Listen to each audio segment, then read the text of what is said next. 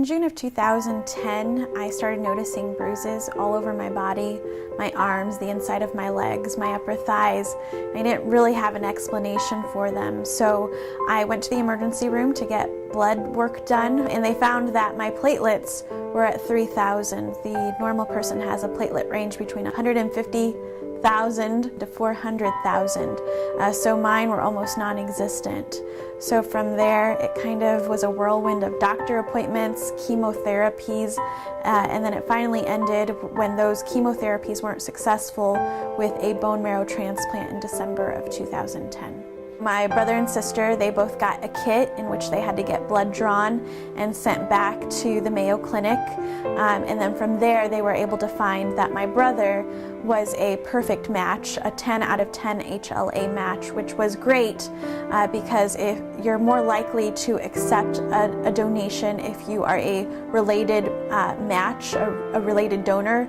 And for me, because my family is Mexican, it would have been really difficult for me to find a match because the Be the Match registry has a high need of racial ethnic minorities, specifically mixed race minorities.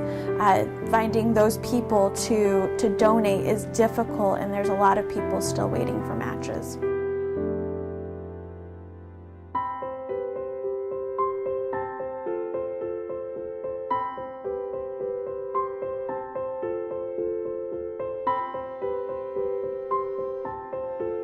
I'm very fortunate. I've regained my strength. I'm actually probably the healthiest I've ever been right now. I'm getting ready to run my half marathon in a couple weeks. So that's all due to my heroes, which of course my brother's at the top of the list, but there are a lot of heroes, I think, with the process of donation.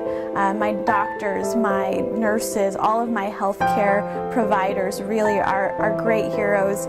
My husband, wonderful hero. I mean, he stood by me.